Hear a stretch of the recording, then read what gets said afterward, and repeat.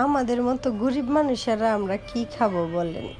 তরকারির যে দাম বাড়ছে। হ্যালো গাইস, আসসালামু আলাইকুম। কেমন আছেন সবাই? আশা করি আল্লাহর রহমতে ভালো আছেন।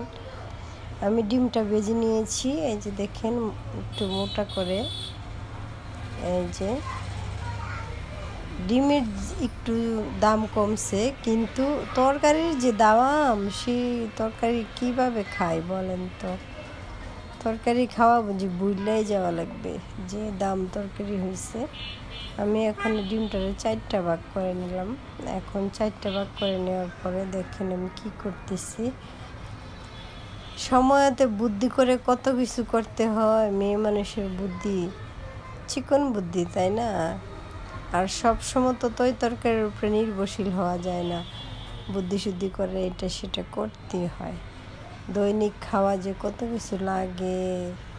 আমরা ঘুরি ঘুরিছে জ্বালা। সময়তে টাকা থাকে না, সময়তে টাকা থাকলেও আবার আনতে পারি না। দেখা যায় ওই কাজে লাগে টাকা, ওই কাজে লাগে। তাহলে ডিমটা ভেজে নিয়ে রেখে দিলাম, মশলাটা কষাইয়ে। যে দেখেন আলু দিয়া ডিম দিয়ে পাক করতেছি, এটা হলো আলুর ডাল। এর সাথে দিয়ে দিলাম দুইটা ভেন্ডি ভাগ করে। এই ভেন্ডিটা যে এত ভালো লাগে। আমার শ্বশুরে দেখতাম এই যে আলুর ডাল পাক করলে আমার শাশুড়ি বলতো 2টা ভেন্ডি দিও তো। তারপরে এই ভেন্ডিটা নিয়ে খাইতো। আমি বলতাম, মনে মনে বলতাম যে কেমন লাগে। তারপরে যখন দেখলাম না, আমার শাশুড়ি আমাকে একটা দিল খাওয়ার জন্য, খেয়ে দেখি খুবই মজা। তো তারপর আমিও শিখলাম এরকম আলুর ডাল পাক করলে যদি ঘরে ভেন্ডি থাকে 2-1টা দিয়ে দিই, খুবই মজা হয়। আর এই ভেন্ডির এই যে দেখেন বুটাগুলা, আবার কয়েকটা বুড়া ভেন্ডি আমি জাল করে এই যে পানিটা নিয়ে নিলাম। এখন শীতকাল আসতেছে, শরীর চামড়া গুছ হয়ে যায়, ফেটে যায়। এটা যে টোনারের কাজ করবে, এটা যে মনে করেন কি পানিটা এত কাজে আসে, আপনার কুচকে যাওয়া স্কিনও সুন্দর হয়ে যাবে।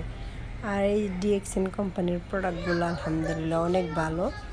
যে ইউজ করছে হে বুঝতে পারছে। এই যে মাশরুম সাবানগুলা, তারপর পাপাই স্ক্রাবারগুলা, এই যে ক্রিমগুলা, টুথপেস্ট, এগুলো সবই ভালো আল্লাহর রহমতে। যে নিতে চান অবশ্যই ইনবক্স করেন। আর এই যে প্রোডাক্টগুলো আল্লাহর রহমতে সবই ভালো।